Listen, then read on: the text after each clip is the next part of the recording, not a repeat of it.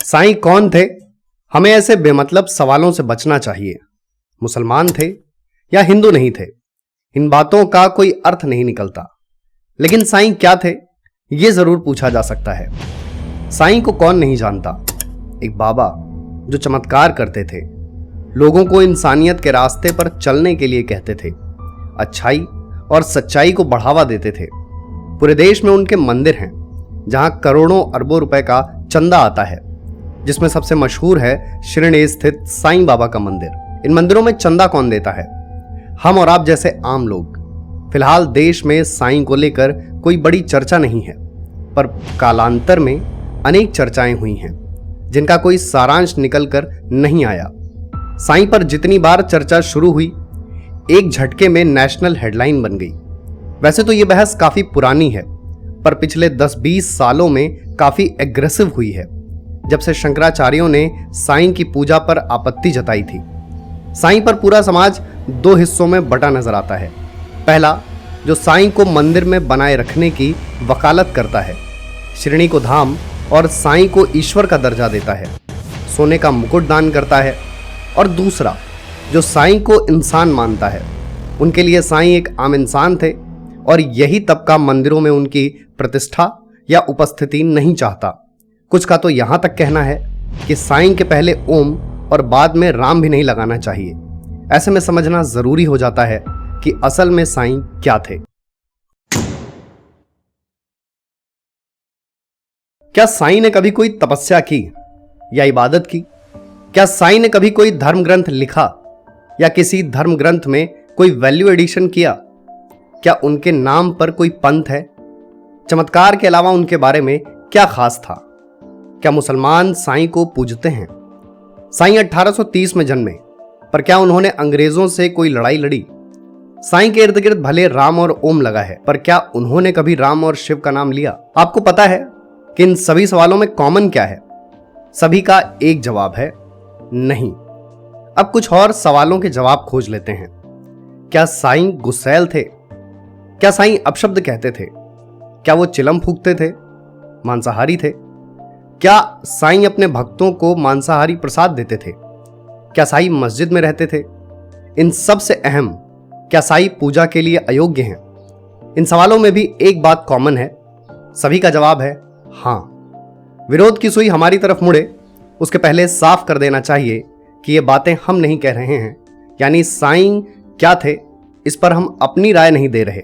साईं के नाम पर जो साहित्य मौजूद है और जानकारों ने कहा है, उसका ही रेफरेंस देंगे। फिर आप तय करने के लिए स्वच्छंद हैं कि सही क्या और गलत क्या।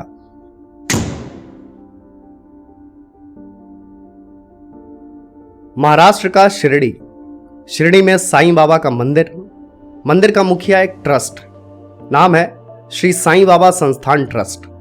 कुछ समय पहले ट्रस्ट ने एक किताब प्रकाशित की, साईं सच्चरित्र। लेखक थे के गोविंद रघुनाथ दाभोलकर। किताब में साईं बाबा से जुड़ी तमाम बातें दर्ज हैं। अधिकांश अच्छी हैं और जो अच्छी नहीं हैं वो आश्चर्यजनक हैं। वो बातें हैरान करती हैं, जिन बातों पर आसानी से भरोसा नहीं होता, जो बातें सुनी जाती हैं पर स्वीकारी नहीं जाती, जिन बातों का औचित्य नहीं होता पर अर्थ जरूर होता है। वीडियो को यहां तक देखने वाला कोई भी इंसान सोच सकता है कि ऐसा क्या था साईं के बारे में जो अस्वीकार्य है। साईं गुस्सैल स्वभाव के थे। भक्तों पर गुस्सा हो जाते तो उन्हें भला बुरा कहते। खुद कभी उपवास नहीं रखते थे, जबकि उनके भक्त आज उनके लिए उपवास रखते हैं। साईं मांसाहारी थे और कोशिश करते थे कि लोग भी मांसाहारी बने। शायद अब ये बातें आपत्तिजनक लग रही होंगी, पर एक जेंटल रिमाइंडर कि ऐसा हम नहीं, साईं पर लिखी गई सबसे विश्वसनीय किताब कहती है। किताब के 28वें अध्याय में एक किस्सा है, जब साईं बाबा अपने एक भक्त से कहते हैं, तुम उच्च कुलीन ब्राह्मण, मैं निम्न जाति का यवन, तुम्हारी जाति भ्रष्ट हो जाएगी, इसलिए तुम यहां से निकलो। ये बातें साईं के व्यक्तित्व और चरित्र का एक बेसिक आउटलाइन खींचती हैं। हालांकि इनमें से कुछ बातों का संदर्भ अलग हो सकता है, पर इनमें झूठ जैसा कुछ भी नहीं है। आगे और बातें हैं जो एक आम इंसान को एक बार सोचने पर मजबूर कर सकती हैं कि क्या वह साईं को पूरी तरह जानता था। साईं के परम भक्त भले उन्हें ईश्वर का दर्जा देते हैं, भगवान मानते हैं, मंदिरों में उनकी मूर्ति रखते हैं, पर साईं ने कभी खुद को भगवान नहीं कहा। शायद नहीं चाहते होंगे कि उनकी पूजा हो जिस तरह आज हो रही है। इतना ही नहीं, उन पर लिखी गई किताब साईं सच्चरित्र में शायद ही किसी देवी देवता का नाम मौजूद हो। ईश्वर का नाम भी खोजे नहीं मिलता। साईं प्रसाद तैयार करते थे और भक्तों में बांटते थे। वो ज्यादातर नमकीन वाले चावल होते थे जिसमें नॉनवेज मिला होता था। खुद सोचिए कि क्या ऐसा प्रसाद कहीं ग्रहण किया जाता है। उन पर लिखी गई किताब में कोई ऐसा किस्सा भी नहीं मिलता जब साईं ने गीता या कोई चालीसा पाठ की बात कही हो। साईं जिस मस्जिद में रहते थे वहां किसी ईश्वर की तस्वीर नहीं रही, जबकि लोग उन्हें हिंदू मुस्लिम एकता का पैरोकार बताते थे। समाज का एक बड़ा हिस्सा उन्हें आज भी केवल फकीर मानता है, जबकि इस सिक्के का महज एक पहलू है। कुछ समय तक उनका काम भिक्षा मांगकर चला, पर हमेशा उनकी स्थिति फकीरों जैसी नहीं रही। वो अपने लिए बाजार से सामान मंगवाते थे। बाद में उनके पास खुद का एक घोड़ा भी था। सबका मालिक एक। साईं बाबा की यह पंक्ति अमर है। मानव सभ्यता में साईं भूले जा सकते हैं, पर यह पंक्ति नहीं। यह पंक्ति साईं भक्तों के लिए दो कारणों से चहेती है। पहला, बेहद आसान बात है, समझने के लिए समझदार होना कोई पैमाना नहीं है। दूसरा, पंक्ति का कॉमर्शलाइजेशन अच्छे से हुआ है। पंक्ति बेची बेहद अलग तरीके से गई है। जनता के दिमाग में यह फैक्ट फिटेड है कि सभी का मालिक एक है। लिहाजा जनता मनन भी नहीं करना चाहती है कि इस पंक्ति का अर्थ क्या है। अगर सबका मतलब इंसानों से है तो क्या साईं बाबा इंसानों की श्रेणी में आएंगे या नहीं? आते हैं तो मतलब यह हुआ कि उनका भी कोई मालिक है। तब प्रश्न यह उठेगा कि उनका मालिक कौन है। अगर उसका कोई आकार है तो वह कौन है? अगर सबका मालिक निराकार है तब उसका मंदिर क्यों बनाया जाता है? दोनों ही सूरतों में सबका मालिक कौन है का जवाब नहीं मिलता। बात यहीं खत्म नहीं होती। सबका मालिक एक है और सब में अगर हर धर्म के लोगों को शामिल कर लिया जाए तो वह भी अव्यावहारिक है, क्योंकि बौद्ध और जैन ईश्वर को मानते ही नहीं हैं। जैन कहते हैं कि जीव साधना करे तो ईश्वर जैसा बन सकता है, वहीं बौद्ध सभी को शून्य मानते हैं। यहां तक तो बात फिर भी सुनी और समझी जा सकती है। कई लोगों का यहां तक कहना है कि साईं सबका मालिक एक कहते ही नहीं थे, वो सबका मालिक अल्लाह कहते थे। अल्लाह सबका भला करेगा भी कहते थे। साईं ने एक मजहब के इष्ट का नाम जरूर लिया, पर दूसरे धर्म के इष्ट का नाम शायद ही लिया हो। अगर वो हर धर्म को एक नजर से देखते थे तो उसके दो ही नतीजे हो सकते थे। या तो हर धर्म के ईश्वर का बराबर जिक्र करते या किसी ईश्वर का नाम न लेते। और इन सारी बातों का हवाला उनकी किताब साईं सच्चरित्र में दिया जाता है।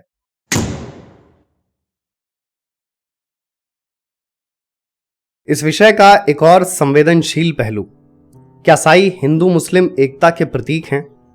क्या हर धर्म के लोग उन्हें पूजते और स्वीकार करते हैं? अगर साईं एकता के प्रतीक हैं तो एक ही धर्म के लोग क्यों उनकी पूजा करते हैं? या ज्यादातर हिंदू ही उनकी पूजा क्यों करते हैं? कितने मुस्लिम साईं की पूजा करते हैं? कितने बौद्ध, जैन और ईसाई उनकी पूजा करते हैं? खुद सोचिए कि क्या किसी मस्जिद में साईं बाबा की मूर्ति स्थापित की जा सकती है? क्या किसी आर्य समाज या जैन मंदिर में उनकी मूर्ति रखी जा सकती है? क्या आपने किसी मोनेस्ट्री या चर्च में साईं बाबा की मूर्ति देखी है? साईं खुद एक फारसी शब्द है जिसका मतलब है संत, और ये उनके लिए उपयोग होता था जो अविभाजित भारत के पाकिस्तान वाले हिस्से में रहते थे। साईं सच्चरित्र में उन्होंने खुद ही अपने आप को यवन कहा है, और मिडविल हिस्ट्री में मुसलमानों के लिए यवन शब्द का उपयोग होता था। इस हिसाब से साईं ने जिस कुल में जन्म लिया उसमें बुत परस्ती कुफ्र मानी जाती है। ऐसे में साईं की पूजा या साईं की मूर्ति पूजा का सिद्धांत सिरे से खारिज हो जाता है। इसके बावजूद देश के लगभग हर कोने में साईं के भव्य मंदिर मौजूद हैं। बात लगभग 10 साल पुरानी है। स्वर्गीय शंकराचार्य स्वरूपानंद सरस्वती ने साईं पर विचार रखा, जिसके मायने यह थे कि साईं का राम, शिव और गंगा से क्या लेना देना। बयान का पूरे देश में विरोध हुआ शंकराचार्य के पुतले जलाए गए, उन पर उन्माद फैलाने का आरोप लगा। मामला सुप्रीम कोर्ट तक भी पहुंचा। वो बात अलग है कि सुप्रीम कोर्ट ने इस पर टिप्पणी करने से मना कर दिया था। विरोध के बीच कुछ साईं भक्त हरिद्वार पहुंचे और साईं की प्रतिमा को गंगा स्नान कराया और दूध से अभिषेक किया। ऐसे में साईं और गंगा जल का संबंध समझना भी जरूरी हो जाता है। मौका था मकर संक्रांति का। एक भक्त ने सोचा कि वह साईं बाबा की विधिवत पूजा करेगा। पहले चंदन का लेप लगाएगा, फिर गंगा जल से स्नान कराएगा। वो साईं के पास पहुंचा और उनकी पूजा का निवेदन करने लगा। साईं ने मना करते हुए कहा, मुझे इस झंझट से दूर रहने दो, मैं तो फकीर हूं, मेरा गंगा जल से क्या सरोकार। भक्त नहीं माना, फिर गुजारिश की और अंत में बाबा मान गए। यहां दो बातें समझने लायक हैं, मेरा गंगा जल से क्या लेना देना, और काफी अनुरोध के बाद गंगा स्नान के लिए सहमत होना। जबकि फकीर और सूफी संत इतने मजहबी नहीं होते। जब साईं ने खुद अपने जीवन में गंगा को नहीं माना, तो अब उनके गंगा स्नान कराने का क्या औचित्य। साईं अपने बहुत से भक्तों को योग, ज्योतिष, प्राणायाम और कर्मकांड से दूर रहने के लिए कहते थे। शाकाहारियों से कहते कि कट्टरता छोड़ो और प्रसाद चक्कर देखो। ऐसा प्रसाद जो नॉन वेजिटेरियन होता था। कोई न माने तो विवश भी करते थे। अक्सर अपशब्द भी कहते थे, वो भी अपने भक्तों को। साईं एक के ऊपर दूसरा पैर रखकर बैठते थे। उनकी हर मूर्ति इस अवस्था में ही मिलती है, जबकि शास्त्रों में यह पूर्णतः वर्जित है। इन सबसे बड़ी बात, एक इंसान चमत्कारी था, उसमें असाधारण क्षमताएं थीं, या वह अपने आसपास मौजूद लोगों से बेहतर था। सिर्फ इन वजहों से किसी को भगवान नहीं बनाया जा सकता। आज से लगभग 2500 साल पहले शंकराचार्यों ने कहा था कि वेदों में लिखा है किसकी पूजा होनी है और किस तरह होनी है, लेकिन साईं का नाम कहीं नहीं मिलता है। वेदों से लेकर पुराणों और उपनिषदों में जिन ईश्वरों की पूजा होती है उनके लिए मंत्र हैं, एक निश्चित पूजा पद्धति है, पर साईं के लिए क्या है? यह सवाल कितनी आयरनी से भरा है कि साईं की पूजा में कौन से मंत्र का उपयोग होगा। अगर शास्त्रों में साईं का उल्लेख नहीं है तो पूजा कैसे की जाएगी? जिनका उल्लेख उनकी पूजा होती है। साईं सिद्ध हैं, सिर्फ इस तर्क के आधार पर पूजा हो सकती है क्या? तो उसका एक जवाब यह है कि सिद्ध पुरुष तो अनेक हुए हैं, उनकी भी पूजा होनी चाहिए। और सिद्ध पुरुष पर हर दर्जा सुंदर लग सकता है, लेकिन भगवान का दर्जा नहीं। सनातन पद्धति में 3 कांड हैं, कर्म कांड, उपासना कांड और ज्ञान कांड। उपासना कांड में 3 सूत्र हैं, असत, अयोग्य और अचेतन, यानी इन तीनों की पूजा नहीं की जा सकती। साईं असत हैं क्योंकि उनका जन्म हुआ और मृत्यु भी। अचेतन इसलिए क्योंकि उनकी मूर्ति की प्राण प्रतिष्ठा नहीं होती है और न ही हो सकती है। इसका एक मतलब यह भी है कि किसी भी मूर्ति की पूजा नहीं की जाती है। 1977 में एक फिल्म आई थी, अमर अकबर एंथनी, अपने ज़माने की सुपरहिट फिल्म। इसमें एक गाना है साईं बाबा के ऊपर। एक साईं भक्त कहता है कि वो बाबा के दर पर फरियाद लेकर आया है। गाने में ऋषि कपूर स्क्रीन पर नजर आते हैं और गाना गाया है मोहम्मद रफ़ी साहब ने। सारे किरदार ऐसे थे कि गाने के ब्लॉकबस्टर होने का पूरा सीन सेट था। शायद इसीलिए लोग फिल्म याद करने में भले 1-2 मिनट का समय ले लें, पर गाना शब्द सहित याद रहता है। गाना लिखा भी इस तरह गया है कि शिरडी के साईं बाबा का महात्म्य बतलाने में कोई कसर न रह जाए। ऐसे ही 1998 में आई बीवी नंबर 1। इसमें एक गाना था जिसे ऑन और ऑफ स्क्रीन बच्चों ने ही गाया। गाने के बाद साईं के साथ ओम और राम लगना आम बात हो गई। इस गाने ने भी जनता के इमोशंस को भरपूर ट्रिगर किया।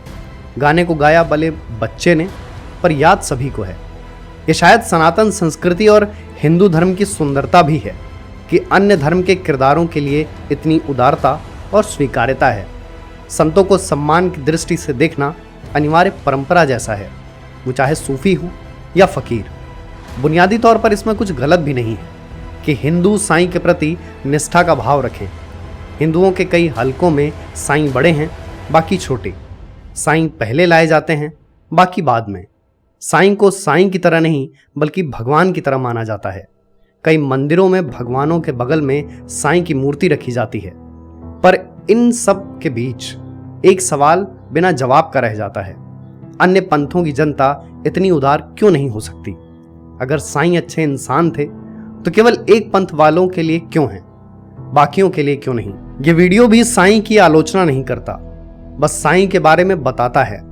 साईं में अटूट श्रद्धा रखने वालों से उनकी श्रद्धा का आधार समझना चाहता है।